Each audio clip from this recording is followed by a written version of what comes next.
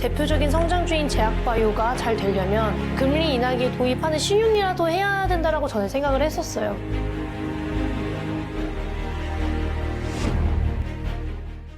신한 프리미어 패스파인더 오건영 단장님. 아유, 와주셔서 고맙습니다. 네, 안녕하세요. 네네.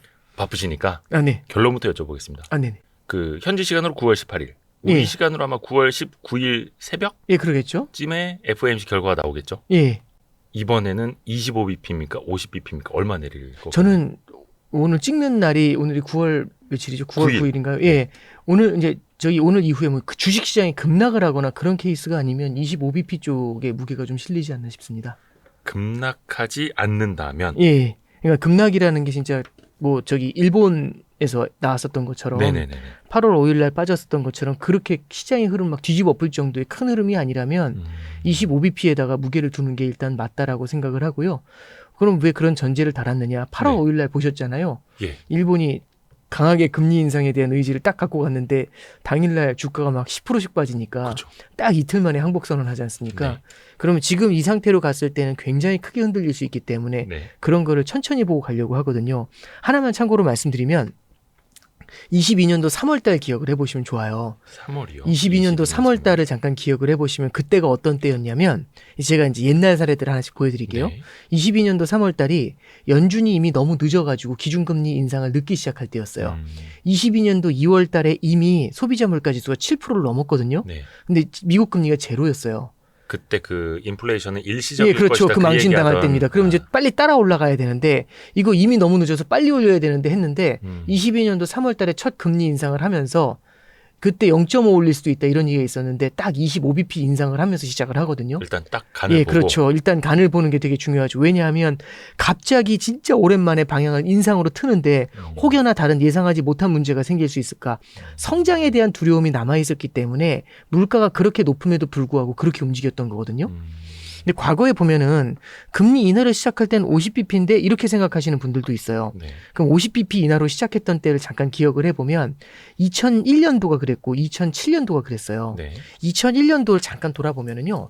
2001년도 1월 2일 날 원래 FOMC가 없는 날이거든요. 네. 긴급 금리 인하를 해요. 근데 그 사연을 좀 보실 필요가 있는데 그때 당시 연준 의장이 그린스펀이라는 사람이었어요. 이 그린스펀은 마에스트로입니다. 근데 그린스펀이 2000년도 3월 달에 의회에서 증언을 합니다. 뭐라고 네. 증언하냐면 지금의 인플레이션이 올라가고 있는 가장 큰 이유는 사람들이 주식으로 돈을 많이 벌어서 닷컴 버블이었거든요. 여기서 소비가 늘어나게 되면서 물가가 뛰어오르는 이 현상이 벌어지는 것 같다. 네. 그래서 자산 가격과 물가의 연동성을 설명을 해요. 네. 그러면서 이제 그때 빅스텝 금리 인상에 대해서 얘기를 하고요. 네. 그리고 실제 2000년도 5월 16일 날 0.5% 빅스텝 금리 인상을 하면서 그걸 전후해가지고 2000년 3월 10일 날이 나스닥의 꼭지였어요. 네. 네. 빵 무너뜨렸죠. 그런 다음에 2000년도 12월 달까지 주식시장이 한 30% 가까이 빠졌거든요. 망가졌죠. 근데 2000년도 12월이 되니까 그린스펀이 그때 딱 등장해서 뭐라고 하냐면 분위기가 확 바뀌어요. 뭐라고 얘기를 하냐면 이 분위기 보니까 이제 우리 그 자산 가격도 많이 빠지고 해서 사람들의 소비가 둔화되는 게 보이고 이걸 통해 봤었을 때는 인플레이션이 완만하게 둔화될 거라는 확신이 생기는 것 같다. 이런 얘기를 하거든요. 그럼 그 얘기를 딱 듣는 순간 시장이 금리 인하다. 그래서 2000년도 12월 달 FOMC 때 기준금리 인하를 할 줄 알았어요. 그 기대를 갖고 있었는데 12월 달 그냥 넘어갔거든요. 네. 그러니까 시장이 뭐야 이랬었죠. 그랬더니 이제 2000년도 12월 달 기준금리 인하 안 하고 넘어가니까 격렬하게 흔들리더라고요. 그래서 2001년도 1월 2일 날 긴급 금리 인하가 들어갑니다. 아하. 예, 그 50bp 긴급 금리 인하 나오고 그 다음에 2001년도 1월 중순에 또 한번 FOMC가 정례로 있잖아요. 네. 거기서 50bp 한 번 더 때리면서 시작을 해요. 그게 그때 당시 금리 인하 사이클이었죠. 그러니까 자산 시장이 무너지니까 그렇게 움직인 거고요. 그 전까지 빠르게 올리다가 그렇죠. 예. 때릴 만큼 때렸네. 네, 그렇죠. 그리고 이제 하나 더 볼 게 뭐가 있냐면 연준에서 기준금리 인하를 한 게 2007년도였거든요. 예. 2007년도도 보면은 7월 달, 8월 달에 이미 서브프라임 모기지 사태 때문에요. 전주곡이 울리고 있었어요. 그래서 2007년도 7, 8월 달에 자산 시장이 되게 매섭게 흔들렸거든요. 네. 그리고 그때 당시에 베어스턴스 산하에 있는 헤지 펀드들이 동결이 돼 버려요. 그러니까 환매 중단이 된 거죠. 예. 이게 이제 그때 당시 이거 생각보다 위험하다. 이런 얘기가 나왔던 거고. 그래서 연준에서 2007년도 8월 달에 긴급 FOMC를 열어가지고요. 거기서 금리가 아니고 재할인율을 50bp 인하를 하면서 서막을 열어요. 그리고 2007년도 9월 18일 날 50bp 금리 인하를 하고 네. 이제 그렇게 해서 서막을 열었거든요. 그래서 그때도 뭐가 있었냐면은 자산 가격 급락에 대한 리스크가 굉장히 많이 담겨져 있었던 겁니다. 자, 그러면 그걸 갖다 이제 지금으로 가져오게 되면은 어떤 걸 볼 수 있냐면은 실물 경기가 둔화된다라는 건요. 큰 폭으로 둔화되는 게 아니고 우리 눈에 보이지가 않잖아요. 네. 지금 뒤에서 말씀드리겠지만 여러 가지 지표가 교차돼서 나타나고 있으니까 네. 혼재돼 있으니까 둔화야 아니냐, 경기 침체냐 아니냐 이게 되게 헷갈리거든요. 네네. 제가 봐도 헷갈려요. 어떤 건 침체고 어떤 건 아니고. 근데 그렇게 이제 보이는 것도 있고. 그리고 또 하나는요. 참 이상하게도 자산시장은 최근에 좀 빠졌다고는 하지만 여전히 주식시장은요. 미국 주식시장은 굉장히 높아요. 사실 우리 입장에서 되게 많이 빠져 보이는 그렇죠. 거지. 코스피에서는 그렇게 보이죠. 나스닥도 뭐 한 18,000 몇백에서 16,000 몇백 요 정도거든요. 독일 주식시장 보시면 사상 최고. 그렇죠. 여전히 세상 최고잖아요. 19,000까지 갔다 지금 많이 빠져서 18,400인데 그럼 이게 급락했다. 이건 진짜 금리 50bp 인하해야 된다. 그렇게 얘기할 레벨까지는 아니거든요. 앞서 말씀드렸던 케이스는 몇십 프로씩 빠졌을 때 얘기예요. 그래서 제가 하나 말씀드릴 게 시장이 그것 때문에 너무 우울해 하잖아요. 네. 그럼 시장이 예를 들어 급락하는 경우들이 있어요. 그럴 때는 연준이 두 손을 들면서 기준금리 인하를 갖다가 세게 갈 수도 있습니다. 근데 현재 상황으로 이어져 가잖아요. 이렇게 완만한 움직임을 보이면 이럴 때에는 기준금리 25bp 인하가 일단은 정석으로 나올 가능성이 있고요. 이제 참고로 네. 저기 지난주에 이제 그 주말을 거치면서 월러 이사가 나와서 이제 얘기를 해요. 크리스토퍼 월러. 예, 그 크리스토퍼 월러 이사 같은 경우는 아무래도 이 신뢰감이 되게 많고 그 사람은 데이터를 중심으로 얘기를 하는 사람이거든요. 네. 그래서 이제 처음엔 그 사람 다 매파다 이랬다가 나중에는 매파가 아니라 데이터 중심주의자구나. 근데 요즘은 그런 얘기를 많이 해요. 네.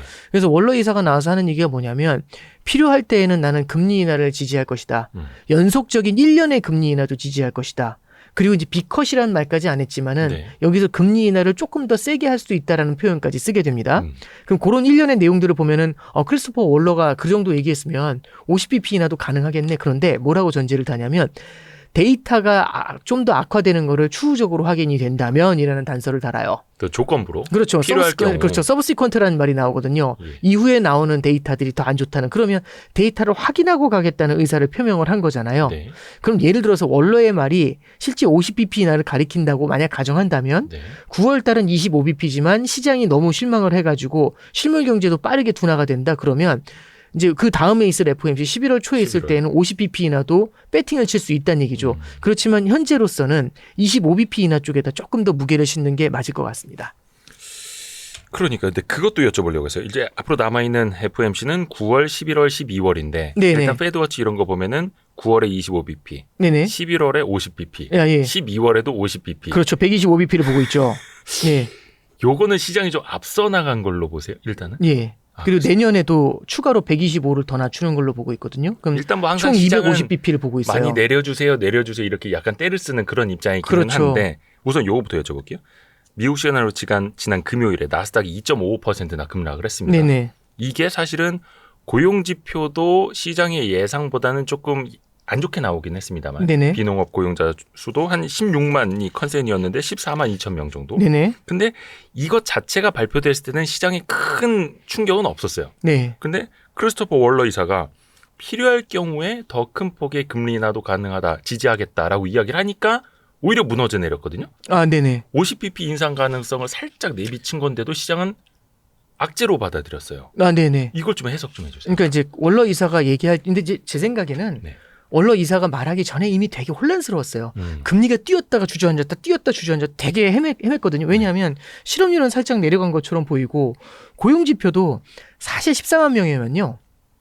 물론 이제 우리가 작년 재작년에 그 슈퍼 고용, 괴물급 고용을 봤기 때문에 14만 이러지만 사실 14만이면은 애가 시험을 보고 왔는데 한 75점 이 정도 받아온 거거든요. 그러면 너 왜 이렇게 이 정도는 아니죠. 뭐 50점 받아오면 너 이러지만 75점이면 이 정도 느낌이잖아요. 그러니까 그런 느낌, 약간 실망스러운 네. 그런 느낌이지, 최악이야. 이 정도는 아니거든요. 근데 이제, anyway, 두 가지가 막 서로 엇갈리다 보니까 시장이 막 되게 헷갈려 하고 있었고, 월러 이사의 말이 이제 거기다 약간은 더 이제 얹혀준 거는 우리가 좀 오해하지 말아야 될 게 있는 것 같아요. 뭐냐면, 금리 인하가 그럼 오히려 악재냐. 금리 인하가 악재가 아니거든요. 금리 인하는 주식시장의 호재예요. 그러니까 금리 인하 때문에 금리 인하를 시사했기 때문에 주가가 빠진다 그건 아니고 금리 인하를 시사했음에도 불구하고 주가가 빠진다라고 해석하는 게 저는 맞을 것 같아요. 그렇죠. 네, 이제 왜 그러냐면 잠깐 생각을 해보죠. 데이터 중심주의자라는 얘기는 데이터를 보고 움직이는 사람이잖아요. 그러면은 선제적으로 대응하는 게 아니라 프론트로드라는 표현을 쓰는데 그분도 선제적으로 앞서서 나와줘야 되는데 선제적으로 나오는 게 아니라 데이터 보고 움직이는 거잖아요. 그렇죠. 그러면은 사실 일이 벌어져야 움직이겠다는 얘기지 않습니까? 그럼 일이 벌어져야 움직이는 사람이 공격적인 금리 인하를 갖다가 어느 정도 테이크를 하고 가겠다는 얘기는 어떤 얘기일까요? 연준은 우리가 보지 못했었던 뭔가 일이 벌어져 있는 거를 그러니까 시장이 겁먹은 게 그거죠. 감지를 한 거 아니에요, 지금 그죠? 안 보이는데 저 사람은 귀신이 보이나 봐. 약간 이런 느낌? 그렇죠. 우리가 못 보는 뭔가 있나? 네. 그러니까 우리 투자를 할 때도 되게 그렇거든요. 이 애널리스트들이 아니라 이제 펀드 매니저분들이나 트레이더들이나 이렇게 얘기하다 보면은 제일 무서울 때 그거래요. 자기가 판단이 안 서는데 갑자기 시장이 한쪽 방향으로 움직이면 그 생각이 뭐 있나 드는데요. 보다. 내가 모르는 뭔가 있다. 어. 그럼 일단 따라 붙잖아요. 네. 그럼 그런 데서 실수가 많이 나오곤 하거든요. 네. 그러니까 이제 말씀드렸던 것처럼 원로이사, 그러니까 뭐냐면 원로이사가 그런 얘기를 하니까 내가 모르는 뭔가 있나 해가지고 붙잖아요. 예. 그럼 시장이 그쪽 방향으로 강해지죠. 그럼 진짜 있나 봐 하면서 더 붙어요. 이게 그래서 사람이 증거를 갖고 움직이는 게 아니라 뭔가 심리로. 그렇죠. 심리로 추정을 갖고 달라붙는 건데 지금 시장이 고용 지표에 대해서 실물 경기 성장에 대해서 너무 민감하게 반응을 하거든요. 굉장한 민감도를 보여주고 있습니다. 둔화될까봐 네, 침체될까봐. 그렇죠. 침체에 대해서 지금 굉장히 좀 두려워하고 있고요. 침체가 되면 오히려 좋은 거 아니냐. 그게 아니라 연준의 스탠스가 요즘 조금 바뀌었어요. 뭐냐면 네. 옛날에는 침체되면 침체는 나의 힘. 그 침체를 갖다 웃음으로 바꿔드릴게요 하면서 연준이 다 돈을 있는 대로 풀어서 메워줬잖아요. 네. 근데 지금 연준이 그럴 스탠스는 아닌 것 같아요. 그러니까 뭐냐면 정말 힘들면 도와는 주겠지만 옛날처럼 퍼붓지는 못할 것 같은 느낌인 거죠. 왜냐하면 인플레이션이 아직 우리는 끝났어 이러지만 아직은 저기 목표치에 도달하지 못했어요. 2%까지는 좀 멀었다. 그렇죠. 멀었다기보다는 어쨌든 라스트 1마일, 라스트 0.5마일이 아직은 멀어 보이잖아요. 네. 그럼 연준도 그렇게 공격적으로 나오기가 쉽지가 않아요. 그리고 연준도 확인을 하고 움직이고 싶어 하잖아요. 네. 그러면 시장에서는 어떤 생각을 하게 되냐면 연준은 결국에는 실물 경제가 둔화되는 것을 확인하고 나서 움직일 거야. 이게 전제에 깔려 있지 않습니까? 선제적으로 예방을 해줄 거야가 아니라. 네. 근데 이제 거기에 대해서 갑자기 이제 연준에서 얘기를 한 거죠. 원로 이사가 이게 좀 뭔가 저기 50bp 인하, 그러니까 뭐 큰 폭의 인하라든지 1년의 인하도 나는 지지할 준비가 돼 있어. 이제 이런 얘기를 하니까 내가 모르는 뭔가 있나? 이제 이런 생각들을 좀 많이 하지 않았는가 그렇게 생각합니다. 그래서 금리 인하라는 거는 시장에는 호재인데요. 근데 이렇게 보실 필요가 있어요. 성장의 둔화 속도가 금리의 인하 속도보다 빠르잖아요. 네. 그럼 자산 시장은 흔들리게 마련입니다. 그럼 시장에서는요. 금리가 인하된다라는 기대보다도 1년의 금리 인하보다도 성장의 둔화 폭이 좀 크지 않겠는가. 그 두려움을 좀 막연하게 갖고 있는 것 같아요. 네. 그래서 그 막연하게 이제 겁을 내고 있는 거죠. 네, 그렇죠. 기준금리 인하도 이루어지긴 하겠지만 그보다 실물 경제가 더 안 좋아질 것 같은데 네. 그러면 이걸 이제 뒤집어서 네. 그러면 막상 50bp 정도가 인하가 된다면 네. 시장은 그러면 분위기 반전을 좀 볼 것인가? 네네. 어떻게 생각해 볼 수 있을까? 일단 9월까지는 지금은 25bp가 대세니까 네. 그렇다 치고 네. 근데 또 11월까지는 아직 시간이 멉니다. 네네. 그 사이에 또 불확실성은 굉장히 또 많을 수밖에 그렇죠. 없겠고 예. 그러면은 9월에 25bp, 11월에 50bp 인하를 사실상 연준에서도 밑밥을 깔고 가면 시장에서는 조금 적응을 할까요? 아니면 그 사이에서도 더 많이 흔들릴 수 있을까요? 그러니까 50bp 인하를 시사를 한다는 건 쉽지는 않을 것 같은데요. 일단 이렇게 보시면 될 것 같아요. 요번에 FOMC에서 되게 중요하게 보셔야 될 게 두 가지입니다. 네. 첫 번째는 점도표가 나와요. 그렇죠. 점도표가 나온다는 건 뭘 알려주는 거냐면 시장과 연준의 괴리가 어느 정도인지를 알 수 있어요. 참고로 말씀드리면 연준에서는요. 원래 연내 한 번이나 지난 6월달 버전 네. 연내 한 번이나 그 다음에 내년 말까지 4%까지 인하한다고 얘기했었어요. 네. 내년 말까지. 그렇죠. 지금 시장은 올해 말까지 4%. 그렇죠. 올해 말까지 4%. 네. 일단 시장은 올해 말까지 1년의 4%. 차이가 그렇죠. 그리고 내년 말까지 2.75. 네. 이렇게 얘기하고 있거든요. 시장에서는. 그렇죠. 네. 그렇게 기대를 하고 있어요. 그러니까 연준에서 그럼 이번에 점도표를 바꿀 거거든요. 분명히. 네. 왜냐하면 이제 매파들도 그때는 금리 인하 없다라고 얘기했었던 매파들도 이제 금리 인하가 있다라고 점을 찍을 거니까 두 번 정도씩은 찍을 거거든요. 예. 그러면 결국에는 이 금리가 전체적으로 내려와요. 그러면은 올해 말에 금리를 어느 정도로 찍을지 올해 말에 금리를 얼마 근데 이번에 9월에 카드가 사라지게 되면 11월하고 12월만 남잖아요. 네.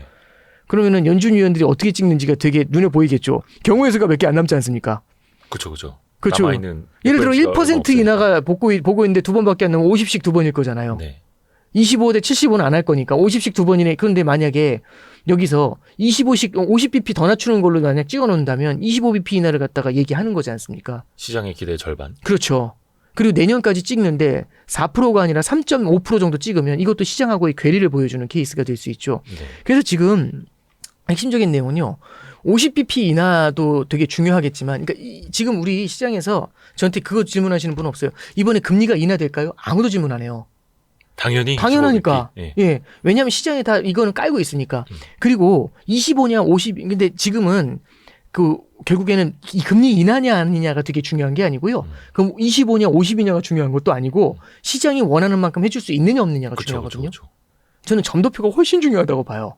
그래서 점도표에서 나와 있는 부분들, 그러니까 뭐냐면 나한테 무엇 해주느냐도 되게 중요하지만 그 성의를 보겠다는 얘기잖아요. 너의 스탠스를 볼게. 연준 너네의 자세를 볼게. 라고 시장은 얘기하는 거거든요. 나의 이 허전함을 메울 수 있는지 열심히 노력하는 모습을 보여줘. 그걸, 예, 그렇죠. 그걸 첫 번째는 어디서 보려고 할 거냐면 점도표에서 보려고 할 거예요. 하나 더 말씀을 드리면 두 가지라고 말씀드렸잖아요.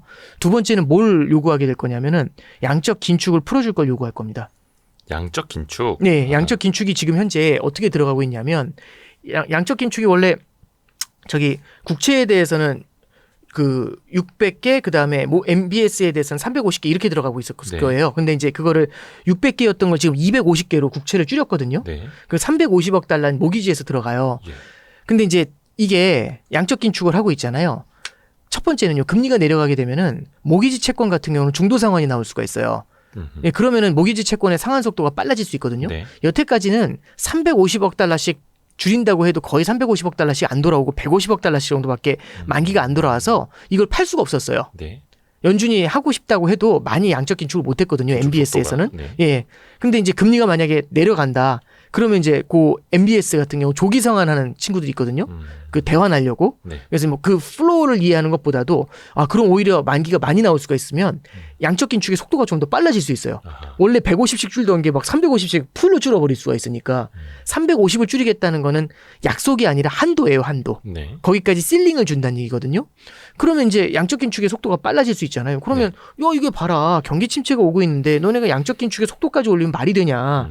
이런 주문을 할 수가 있거든요. 네네. 그러면 이제 시장에서는 그 다음에 자연스럽게 얘기하는 게 지금 이렇게 힘든데 양적 긴축을 하는 게 맞겠어? 라고 이제 물어보겠죠. 네. 그게 더 불편하실 거거든요. 네네. 그래서 불편하신 거 두 개입니다. 금리 빨리 안 내려줄 거니 양적 긴축 안 끝낼 거니 아마 그래서 요번에 양적 긴축을 끝낸다 안 끝낸다가 아니라 연말까지 끝낼 건지에 대해서 FOMC한테 물어보게 될 거예요. 그래서 파월 의장한테 아마 양적 긴축에 관련된 질문을 기자가 아마 던지게 되지 않을까 요건 그렇게 생각을 기자회견 하고 때. 있습니다. 네. 그래서 그 두 개의 답을 아마 시장이 좀 요구를 하게 될 거고 거기서 연준이 어떤 스탠스를 보이느냐 거기에 따라서 시장이 아마 좀 울고 웃고 그래서 FOMC에 따른 그 시나리오에 따른 변동성 있죠. 요거는 좀 우리가 감안을 좀 해야 될 것 같아요.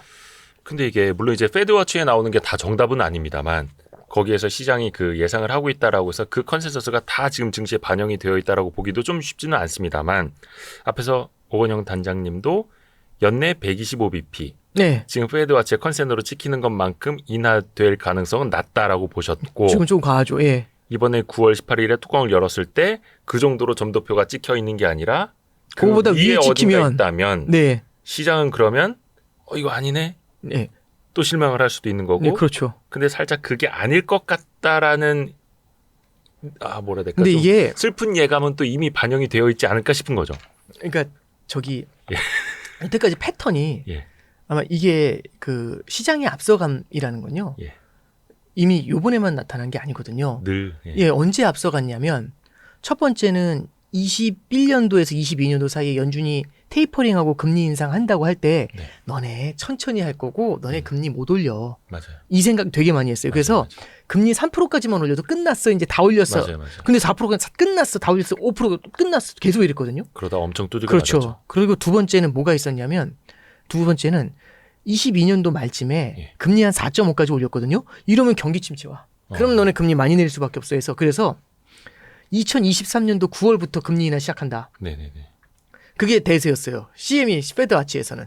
7월부터 한다는 쪽도 있었어요. 23년 7월부터. 예, 오래 못 간다. 그렇죠. 이거 오래 못 간다. 금리 인하 확 할 수밖에 없다. 미국 경제 예, 그렇죠. 작살난다. 그렇죠. 그 얘기를 했었던 게 이제 그때 페드 피벗론이었고 예. 그러다가 23년 내내 금리 인하 안 하잖아요. 오히려 금리 인상을 하지. 그리고 이제 그 다음에 하나 더 보시면 24년도도 똑같거든요. 23년 말도 똑같거든요. 작년에 10년짜리 국채금리가 5% 갔잖아요. 네. 그랬더니 야 이거 여기서 이제 시장이 깜짝 놀라잖아요. 그랬더니 이제 파월 의장이 갑자기 나와가지고 금리가 너무 높으니까 이거 잡아 내려줘야 되지 않습니까? 그래서 이제 대충 금리 인상은 끝난 것 같고 되게 생뚱맞게 그 얘기를 했거든요. 피벗 신호로 갑자기 줬어요. 그랬더니 금리가 확 잡아 내려왔지 않습니까? 네네. 그때 뭐라고 했냐면 2024년에는 3월부터 금리 인하 시작해서 7번 한다. 2023년에만. 거의 23년 말 24년 초에는 뭐 금리 인하 빨리 될 것처럼 그렇죠. 엄청 7번 앞서갔었죠, 한다고 또. 했었잖아요. 그거 예, 기억나시죠? 예. 올해 초에. 예. 연준에서는 3번 찍고 그랬더니 아유 저거 뻥카야. 저거 어차피 따라오게 될 거야. 금리는 무조건 주저앉을 거야. 이런 예상들을 되게 많이 했거든요. 네. 지금 이번에도 똑같죠. 이제 금리 인하가 시작되잖아요. 과거 패턴을 보면 인하하면 화끈하게 인하했어요. 에스컬레이터를 타고 올라가지만 내려올 때는 엘리베이터로 수직으로 꽂았거든요. 그럼 이번에도 똑같이 수직으로 꽂겠지라는 생각을 하는 거고 빨리 내놔. 이 얘기를 하고 있는 겁니다. 항상 시장은 또 앞서갔는데 그렇죠. 또 그렇게 엘리베이터 타고 내려오게 하려면 예. 시장이나 뭐 어떤 뭐 경제 지표가 훨씬 더 안 좋아지는 걸 또 보여줘야 되고 예. 그러면 또 시장은 그 사이에서 더 많이 떨어질 테고. 네, 그렇죠. 그러니까 이제 이렇게 보시면 세상에 돼요. 공짜는 없습니다. 예. 근데 시장이 가끔 그럴 때가 있어요. 어떤 애가 있다고 해볼게요. 되게 영악하고 학습을 많이 했어요. 어른의 패턴을. 이 어른은 자지러지게 울면은 사탕을 되게 많이 줘요. 그래서 자지러지게 울었는데 이 사탕이 갑자기 어른이 사탕을 안 주는 거예요. 버릇 고치겠다고 하는 건지 사탕을 안 주는 거예요. 그랬더니 진짜 자지러지게 울었거든요. 그랬더니 어른이 당황한 거예요. 그쵸. 눈빛에 당황한 게 보이는 거예요. 그럼 어떤지 아세요? 딱 눈빛에 당황한 걸 보니까 이미 끝난 거잖아요. 게임은. 네네. 그럼 사탕을 많이 줄 거지 않습니까? 그랬더니 너무 기분이 좋아요. 그럼 어떻게 한 줄 아세요? 웃어요. 너무 기분이 좋아서 막 웃잖아요. 아하. 근데 어른은 줘야 돼요. 그러면 아이러니하죠. 우는 애한테 사탕을 주는 게 아니라 웃고 있는 애한테 사탕을 줘요. 그럼 어떤 일이 벌어지느냐? 주가가 사상 최고치를 넘고 있고 주택시장이 그렇게 뜨거운데 거기다 대고 금리 인하를 줘요. 비컷을. 되게 아이러니하잖아요. 예. 약간 이제 연준 입장에서는 이제 좀 저 페이크에 당했는데 그러면 이럴 이제 수도 불편하죠. 있는데 예.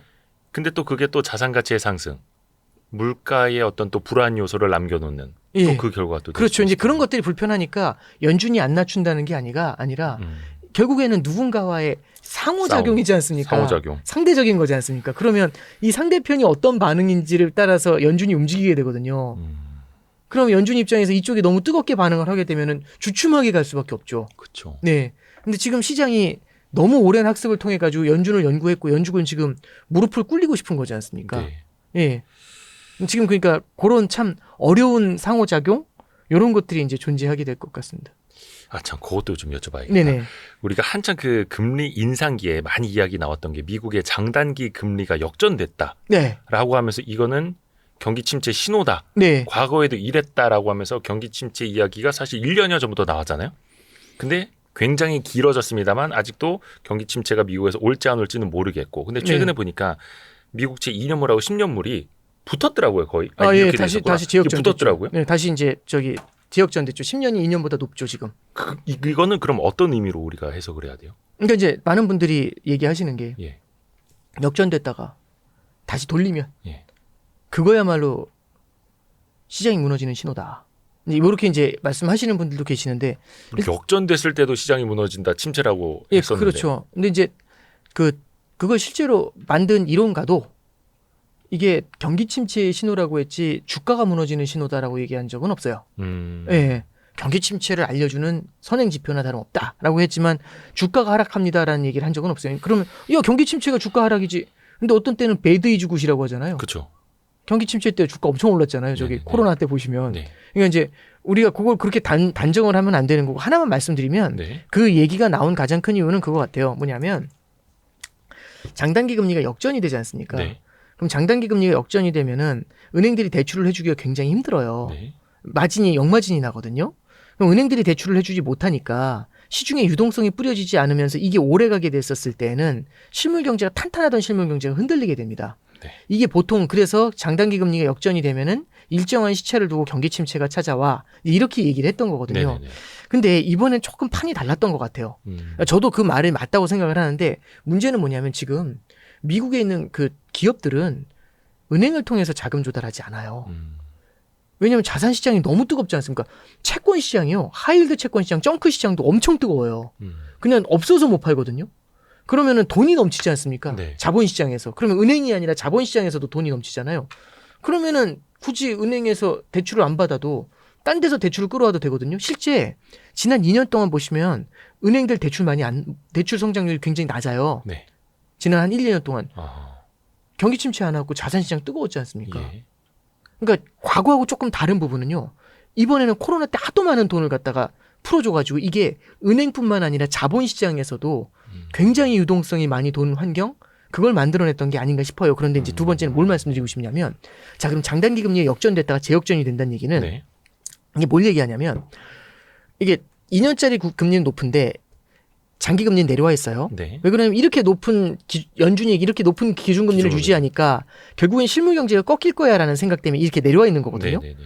그럼 이게 어떻게 이제 이게 역전이 되냐면 갑자기 실물 경기가 좋아져요 하면서 장기 금리가 올라와서 역전 그건 아니죠. 풀리진 않아요. 네. 어떻게 되냐면 이 단기 금리가 연준이 내려오면서. 결국엔 참다 못해서 아우 안 되겠네 하면서 네. 확 내리면서 이게 역전이 되거든요. 예. 지금 시장에서는 아우 안 되겠네라고 보고 있는 거예요. 네. 그러면 잠깐 앞에서도 얘기를 했지만 연준은 어떤 존재냐.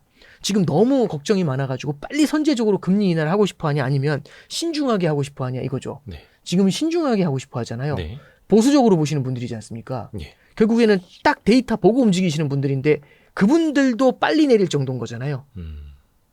그 얘기는 이미 뭐죠? 그러니까 뭐냐면 장단기 금리가 역전이 돼가지고 재역전이 돼가지고 경기 침체가 오는 게 아니라 장단기 금리가 재역전이 될 정도로 기준금리를 연준이 빨리 내려야 될 정도면 네. 이 보수적인 연준이 네. 그렇게 움직일 정도면 이미 이거는 경기 침체의 시그널을 그분들이 읽었다는 얘기가 되는 거죠.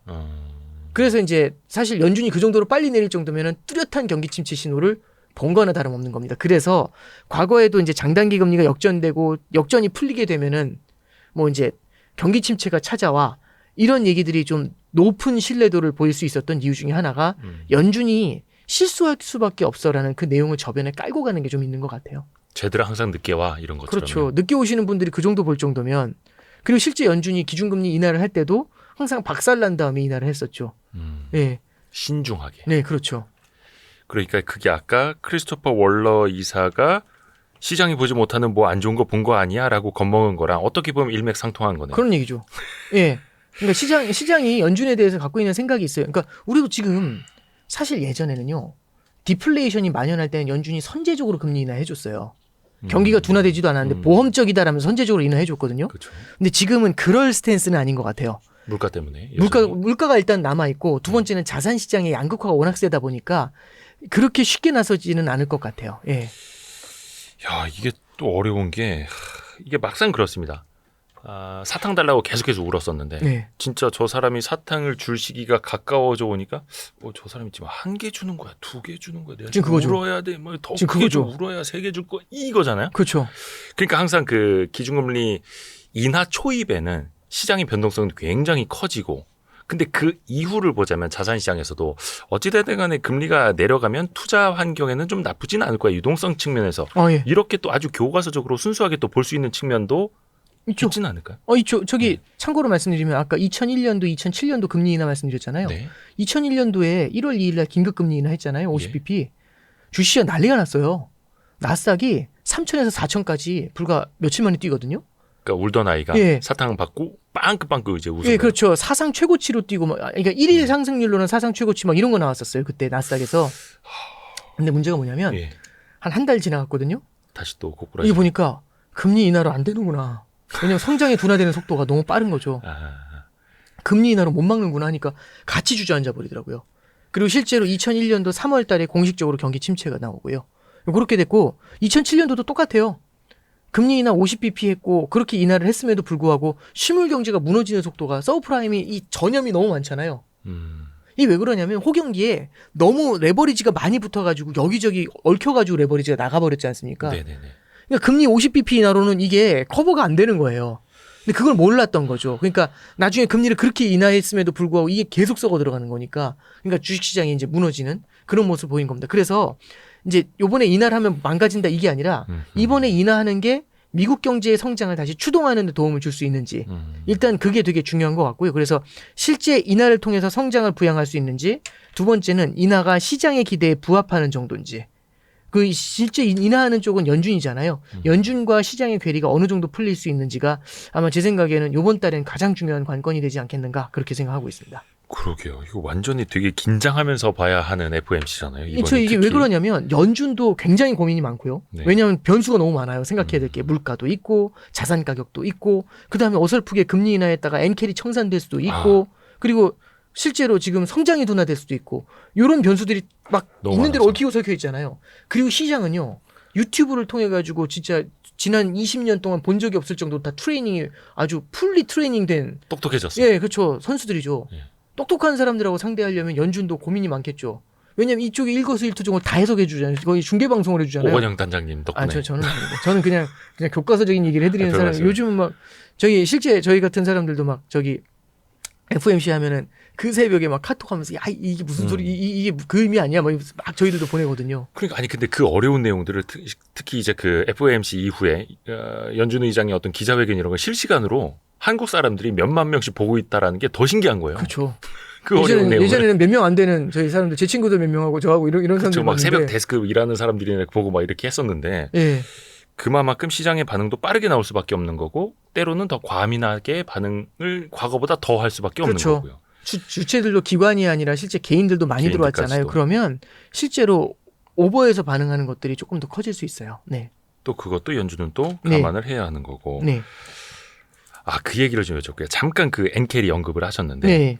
8월 초에 또 시장이 엄청나게 얻어맞았고 그 일본 증시 하루에 뭐 12% 이렇게 폭락을 했던 8월 5일도 있었고 네. 연준이 엔캐리 트레이드 자금의 동향까지도 혹시 신경을 쓸까요? 실질적으로 통화 정책을 결정함에 있어서. 그러니까 이렇게는 될 것 같아요. 그러니까 엔캐리 자금이 나가는 걸 신경 쓰는 게 아니라 네. 엔캐리 자금이 나갈 때 실물 경기가 둔화되는데 엔캐리 자금이 나가잖아요. 네. 되게 부담스러울 거예요. 실물 경제가 둔화되는 상황에서 나가는 그렇죠. 그냥 너 돈 넘칠 때 나가면 잘 가 이러면 되잖아요. 근데 지금 실물 경제가 되게 힘들 것 같은데 성장이 둔화될 것 같아서 지금 금리 인하를 해야 되나 말아야 되나 하는데 갑자기 엔캐리 자금이 빠져나가면 유동성이 줄어드는 거지 않습니까? 게. 예. 그러면은 이건 이 느낌이 들 거예요. 그래서 실제 8월 5일 날 시장이 그렇게 흔들렸잖아요. 네. 8월 5일 날 시장이 그렇게 흔들린 다음에 8월 6일 날 일본에서 긴급 회의가 있었고 8월 7일 날 항복 선언을 하거든요. 네. 아마 그 8월 6일 날 밤에 BOJ한테 연락 많이 갔을 거예요, 아마. 어디서? 전화 많이 갔을 거예요, 아마. 뭐 일본 누가 정치권에서도 전화했는지 뭐 전화 아니었죠. 그러니까 예. 아마 미국에서도 국제 공조에 대한 얘기가 나오지 않았을까 뭐 그런 생각은 해봐요. 뭐 이제 증거는 없지만. 그러니까 이제 바로 이틀 후에 이제 항복을 하게 되잖아요. 일본은 또 이제 미국말 잘 듣지 않습니까? 이제 이게 말 잘 듣는다기보다도 이 공조 체제가 워낙에 튼튼해가지고. 좋게 말하면 국제 공조. 예, 그렇죠. 그래서 뭐 이제 그 국제 공조라는 차원에서 아마 어느 정도는 실마리를 좀 찾으려고 했었던 것 같고요. 엔캐리 같은 경우는 그래서 그런 의미에서 지금은 좀 어느 정도는 신경을 쓰겠죠. 그래서 너무 빠르게 금리 인하를 했었을 때 성장 부양이 안 되는 상태에서 그럼 달러 약세가 되게 빨라지면서 엔화의 청산 속도가 빨라질 수 있죠. 예, 그런 것들을 아마 계속 주의해서 볼 겁니다. 근데 이게 참 헷갈리는 게 일본 그때 8월 초에 시장 급락하니까 한 이틀 만에 부총재가 네. 그때 의회 출석한 자리였나요? 금리 인사 안 할 거라면서 시장을 달랬습니다. 예. 근데 한 얼마 안 지났어요. 다시 총재가 금리 인상 필요하다면 하겠다 또 이러고 있어요. 네. 어디에 우리가 장단을 맞춰야 되는 겁니까? 그건 일단 왜 그러는 겁니까? 부총재의 말은 안 하겠다가 아니라 시장이 이렇게 흔들리면 예, 뭐 조건부. 연기할 수밖에 없죠. 이제 이렇게 얘기를 한 거죠. 예. 그럼 시장이 안 흔들리면 해도 된다는 얘기지 않습니까? 그럼 이제 시장이 흔들린다 안 흔들린다의 기준이 뭐냐 모르죠. 그 사람들이 아마 판단하겠죠. 근데 하루에 12% 떨어지면 흔들리는 걸 거고 오늘 보니까 일본 니케이가 한 0.5% 빠지더라고요. 많이 그럼 빠졌습니다. 흔들리는 거냐 안 흔들리는 거냐 이거죠. 예. 0.5 빠지는데 양적 완화 해줘야 되면 그건 좀 너무하지 않을까요? 그러니까 주가가 2%만 빠져도 양적 완화, 2%만 빠져도 양적 완화면 평생 양적 완화죠. 그러니까 이게 금융시장의 변동성이 둔화가 되면은 이 정도면 괜찮지라는 얘기를 할 수 있는 건데 이렇게 보시면 될 것 같아요. 일본은 두 번의 실수를 한 적이 있어요. 네. 두 번의 실수를 한 게 언제 있었냐면 첫 번째는 요번에 8월 5일 날의 블랙 먼데이죠. 금리 인상을 그렇게 세게 할 필요가 있다라고 언급할 필요 없었는데 세게 하겠다고 얘기했다가 한번 시장이 난리 나게 만든 게 있거든요. 네. 그게 첫 번째 케이스입니다. 그래서 금리 인상을 멈춘 거죠. 천천히 간다고. 네. 두 번째 블랙 먼데이가 언제 있었냐면 1987년도에 있었어요. 네. 1987년도엔 진짜 그 더 블랙 먼데이입니다. 원래 그날입니다. 네. 원조. 1987년도 이제 10월 19일 날인데 그때 이제 어떤 일이 벌어지냐면 일본이 금리 인상을 하려고 했어요. 네. 전 세계 경제에 지금 추동 기관차처럼 자기 역할을 하고 있었던 일본이 예. 금리 인상을 통해서 글로벌 수요를 좀 시키겠다고 얘기하는 거예요. 일본이 사줘야 되는데 자기들이 금리 인상해서 시킨대요. 네. 그랬더니 이제 블랙 먼데이 확 찾아왔거든요. 네. 블랙 먼데이 확 찾아오니까 그때부터 어떻게 하냐면 일본이 금리 인상을 포기해요. 그래서 한 2년간 포기했거든요. 그 다음에 만들어진 게 뭐냐면 거대한 자산 버블이었습니다. 그래서 나중에 89년도에 89년까지. 뒤늦게 금리 인상으로 따라가게 되죠. 그게 버블을 붕괴시키게 된 거죠. 그러니까 올려야 될 때 못 올리면 버블이 오잖아요. 네. 그죠? 그래서 첫 번째 실수가 일본이 그 실수를 하게 돼요. 그럼 이제 이번에도 금리 인상을 해야 될 때인 것 같냐? 금리 인상을 해야 될 것 같아요. 근데 그런 상황에서 지금 글로벌 국제 경제 상황을 보니까 엔캐리 청산 때문에 금리 인상을 못하면 예. 블랙 먼데이 때문에 금리 인상을 못하는 거지 않습니까? 네. 그러면 또 다른 문제를 잉태하게 되지도 않을까요? 일본 그러니까 경제 입장에서는 그렇죠. 또 금리 인상 타임을 실기하게 되고. 그렇죠. 결국에는 그러면 이렇게 보시면 될 것 같아요. 일본이 왜 금리 인상을 하려고 했을까? 이거 한번 역으로 추적해 보면은 물가가 올라서요. 그렇죠. 물가가 왜 올랐죠? 엔화가 약해서요. 엔화가 예약하죠? 미국 금리는 높은데 우리 금리는 낮아서요. 우리 금리는 왜 낮죠? 네가 올리지 않았잖아. 이렇게 얘기를 한 거예요. 네. 그럼 이제 올려야 되지 않습니까, 저희가? 예. 예. 그럼 일본이 올려야 되지 일본이? 않습니까? 일본 중앙은행이 금리, 그럼 우리가 인상을 해야지. 근데 여태까지 금리 인상이 너무 무서워가지고 너무 무서워서 그냥 안 하고 지나갔으면 좋겠는데 결국엔 등 떠밀려 하는 거잖아요. 금리 인상이 뭔지도 거의 까먹을 네, 그렇죠. 정도로. 예. 그래서 진짜 안 하고 싶어가지고 오랫동안 버텼는데 정말 죽을 만큼 하기 싫은 일인데 갑자기 금리 인상을 하는데 하필이면 이게 장고 끝에 악수 둔다고 이제 와서 금리 인상을 하려고 하니까 미국에서는 금리가 내려오는 거죠. 하필이면. 그럼 둘이 이게 짜부가 되지 않습니까? 네. 그럼 금리 차가 빠르게 좁혀지겠죠. 그럼 엔캐리 청산이 빨라질 수가 있지 않습니까? 그러면 일본이 뜨거워한 거죠. 네, 네, 네. 네. 그래서 이제 금리 인상을 멈춘 거죠. 잠깐만요. 금리 인상 멈췄으니까 된 거냐? 그게 아니라 다시 질문하는 거죠. 금리 인상 왜 하려고 했죠? 물가가 때문에. 올라서요. 물가는 왜 오르죠? 엔화가 약해. 이 로직으로 가는 거잖아요. 그러면 되는 거예요. 아직 일본의 소비자 물가 지수 높아요. 예. 우리나라보다 높아요, 일본이. 예. 우리가 지금 2.0에 거의 수렴했거든요. 네, 네, 네. 일본 소비자 물가 지수가 2.6, 2.7이 나와요. 예. 특히 일본의 식료품 물가가 꽤 높거든요. 그럼 이거 뭘 시사하느냐? 일본이 물가 상승 압력, 인플레이션 압력에 놓여 있는 거예요. 그렇죠. 그럼 이거 잡기 위해서 금리 인상 하려고 했던 거지 않습니까? 네. 근데 지금 금리 인상을 못하면 물가 못 잡고. 물가가 다시 자극이 될 수도 있잖아요.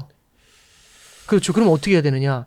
일본 중앙은행 입장에서는 호시탐탐 금리 인상을 한 기회를 찾아야죠. 물가를 잡아야 되는 게 자기들의 목표니까요. 지금 발목이 잡혀 있긴 하지만 그럼 이제 괜찮아지면 언제든지 올릴 준비를 해야 되지 않습니까? 그러면 아까 말씀드렸던 것처럼 원래 올려야 될 때보다는 조금 늦게 올릴 수밖에 없을 거예요. 그러니까 금융시장이 흔들리지 않는가를 계속 이렇게 주시하면서 우리는 올려야 되는데 또 충격받으면 어떡하지? 계속 이 타이밍만 보고 있는 거예요. 그렇죠. 네, 그런 걸 계속해서 눈여겨보고 있는 겁니다. 네. 그래서 이제 만약 그 타이밍이 조금 안정된다 싶으면은 그때는 과감하게 밀어 올리겠죠. 네. 근데 어떤 분들은 그런 이야기도 해요. 아니 마이너스 0.1에서 플러스 0.1로 바꿨고 네. 그 다음에 뭐 0.5 이렇게 간 것도 아니고 0.1에서 0.25로 0.15%포인트 인상한 거였잖아요. 그 이후에 올린다 하더라도 일본한테는 0.25가 거의 빅스텝 아닙니까? 뭐 그럴 수 있죠. 올리더라도 뭐 0.1씩 막 이렇게 갈 수도 있는데 그게 이렇게 메가톤급 충격을 줄 정도인가? 라는 거죠. 이게 사실 7월 31일 날 금리 인상 때문에도 있지만 예. 금리 인상했을 때보다도요. 그 이후에 우에다 기자회견할 때부터 시장이 조금 메롱으로 바뀌어요. 왜 그러냐면 우에다한테 이제 기자가 질문을 해요. 예. 우리가 0.5% 이상으로 금리를 올릴 수 있습니까? 이렇게 물어봐요. 그랬더니 아이고 일본 경제 이게 좋아지고 있으니까 지금도 굉장히 낮은 금리라고 봐요. 완화적인 금리라고 봅니다. 이러면서 금리 인상 0.5 위로도 할 수 있죠. 우리는 그때와 체질이 달라졌습니다. 이렇게 되게 멋있게 말을 해요.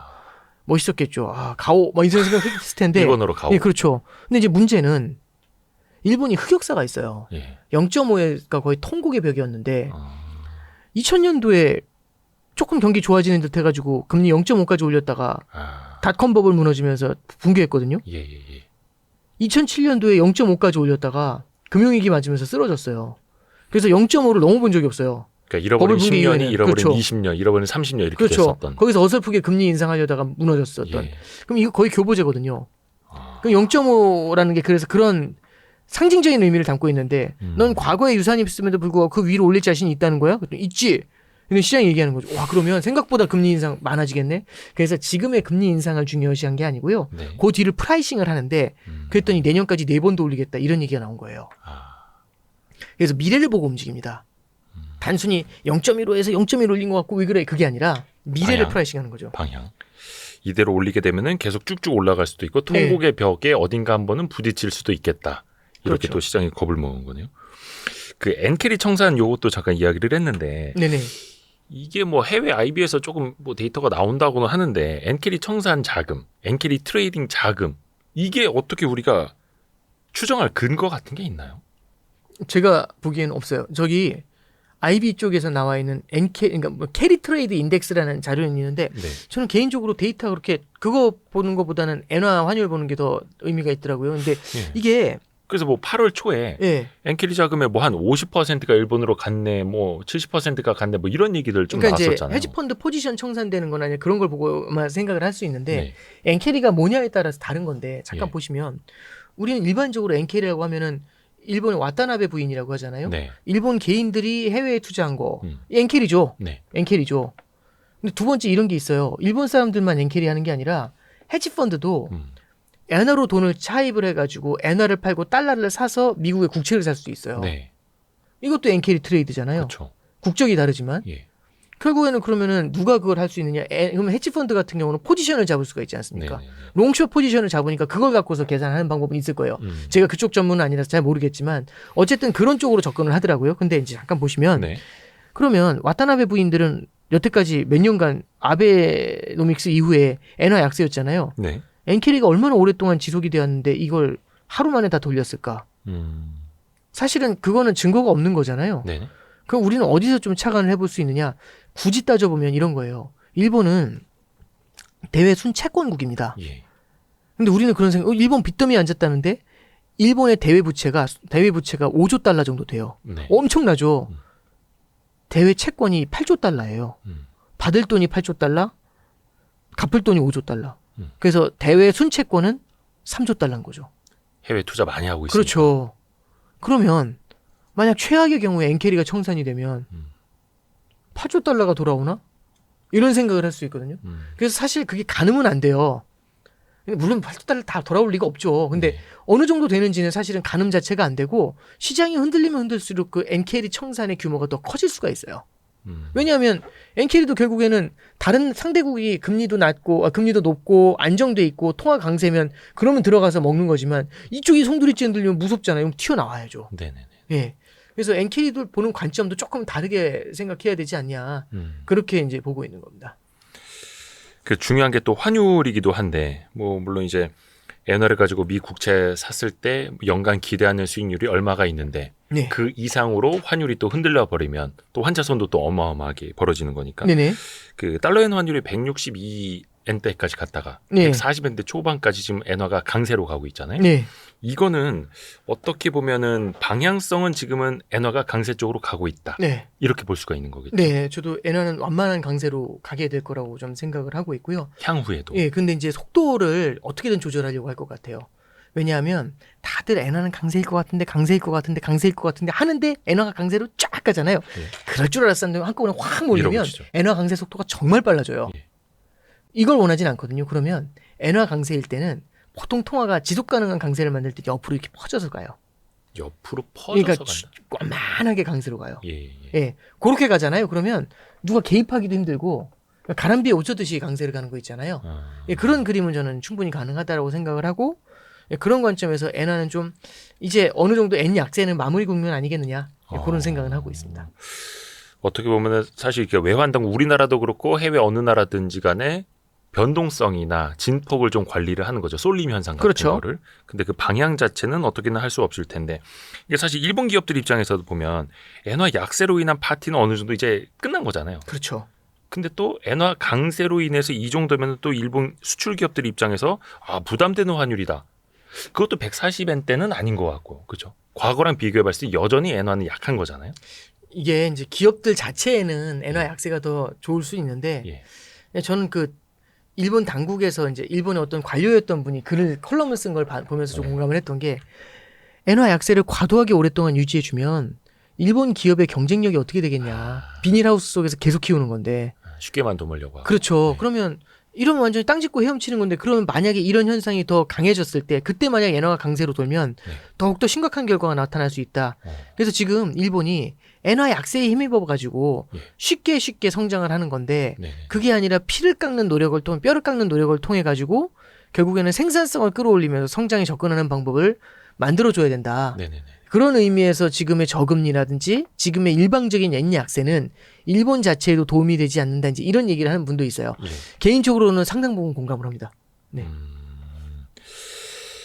이게 어느 정도면 안정권이라고 하는 달러엔 환율 지점이 있을까요? 그러니까 뭐 그렇게 찍어가지고는 사실 기술적 분석이라는 것 자체도 네. 사실은 막 찍어가지고는 참 쉽진 않은데 저는 일단 마디수는 뭐 140 아니면 뭐 131 이런 마디수가 있잖아요. 네네. 근데 마디수 중에서 어떤 게 있냐면 일본 엔화가 125위안 달러당 150엔 125엔이 있어요. 125N. 그게 옛날에 2000년도 이후에 이제 2012년도 이후에 아베노믹스가 활성화됐을 때 엔화가 네. 막 강세로 약세로 갔거든요. 네네.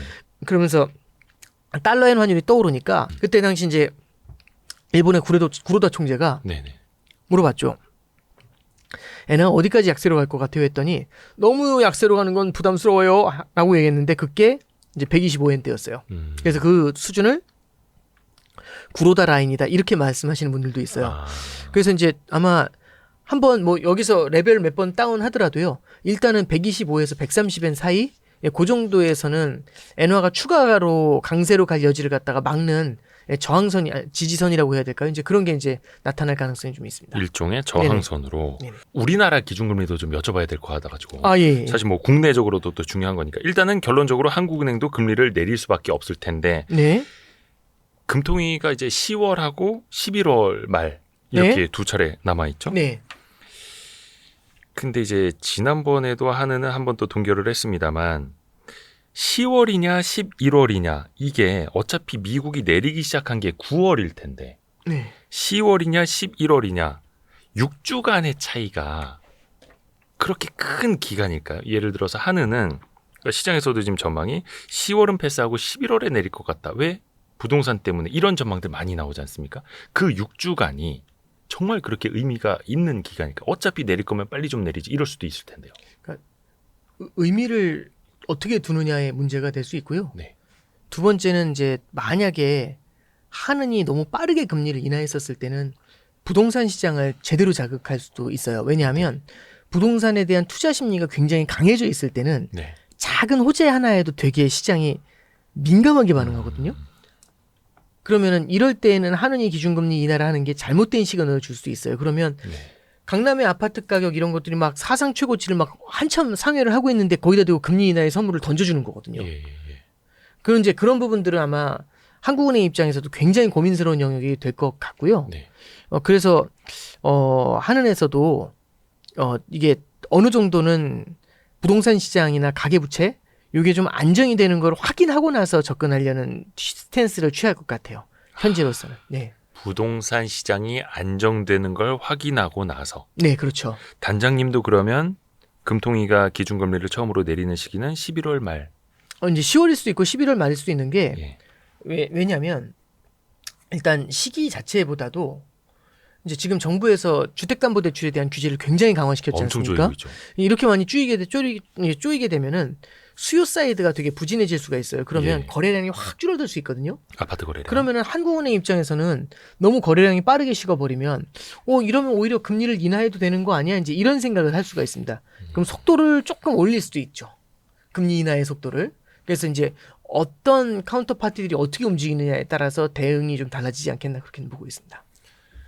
아파트 시장.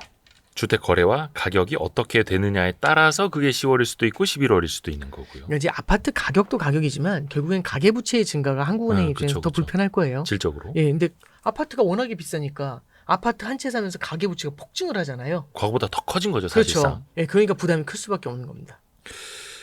그 한국은행에서 이제 미국의 연준은 통화정책 목표가 물가 안정, 그 다음에 고용인데 우리나라는 물가와 금융시장 안정이죠. 네, 그렇죠. 근데 그 금융시장이 그러면은 부동산 시장이라고 보는 게 사실은 현실적인 건가요? 우리나라 아니, 입장에서? 그 꼭 그렇게 부동산 이렇게만 볼 게 아니고요. 환율도 예를 들어서 있고. 이제 환율도 있고, 그러니까 예를 들어서 금융 안정도 대외적인 금융 안정은 환율이죠. 네. 왜냐하면은 환율이 튀면서 자본 유출이 나면은 그렇죠. 돈을 푼 게 다 해외로 나가버리지 않습니까? 그래서 금융 안정은 그렇게 해석을 할 수가 있고요. 두 번째는 금융 안정은 버블 방지로도 해석할 수 있어요. 아, 그러니까 예를 들어 버블이 너무 커지게 되면은 이거 깨뜨렸을 때 중앙은행이 굉장히 힘들어질 수가 있지 않습니까? 그렇죠. 그렇기 때문에 버블을 방지하는 차원에서 여기서 주택 가격이 더 올라가는 거는 어떻게 해서든지 막으면서 시그널을 줘야 된다. 이런 생각을 갖다가 이제 이창용 총재님께서는 좀 가졌던 게 아닌가 싶습니다. 혹시 그런 건 없습니까? 왜 미국 연준은 증시의 반응을 보고 아까 이제 운운아이 이야기도 좀 하셨습니다만 한국은행은 증시를 운운아이처럼 어떻게 생각은 없을까요? 어떻게 안중에도 없을까요? 근데 이제 한국은행이 뭐 코스피 지수를 타겟팅하거나 예. 뭐 그렇게 움직이는 것보다는요. 물가 쪽을 조금 더 중점적으로 볼 것 같고 그리고 이제 부동산 시장은 부동산 가격 뛰는 것 자체가 문제라기보다도 네. 부동산 시장 쪽으로 너무 많은 돈이 몰리고 있다라는 게 그리고 그로 인해서 가계부채가 급증한다라는 게 그게 한국은행이 바라보는 지금의 가장 큰 아킬레스건 아닌가 싶습니다. 아킬레스건까지. 네. 참 이게 참 어렵습니다. 그러니까 물가는 우리는 확실히 이제 안정이 됐는데 네. 침체된 내수를 또 살려야 할 필요성도 있고 그러자니 집값이 너무 또 꿈틀거리고 있고 이 통화 정책을 제약하는 요소가 너무나 또 이제 주택 시장에서 나오다 보니까 그래서 하는 총재 코멘트를 보면은 네. 아니 이렇게 되니까 금리를 인하해야 할 때도 금리를 인하할 수가 없지 않냐. 예, 이제 이런 이제 푸념을 늘어놓을 수밖에 없었던 거거든요. 예. 네, 그래서 저도 참 극한 직업이다. 참 어려운 직업이다. 이런 생각은 좀 많이 듭니다. 네. 그래서 어떤 뭐 집값 동향도 1차적으로 좀 지켜볼 필요도 있어 보입니다. 오늘 오랜만에 오셨는데 오늘은 또 여기까지 마무리하고 다음번에 또 한번 시간을 또 빌리도록 하겠습니다. 아, 감사합니다. 신한 프리미어 패스파인더 오건영 단장님 너무 감사드립니다. 네, 감사합니다. 고생하셨습니다. 네, 고생하셨습니다.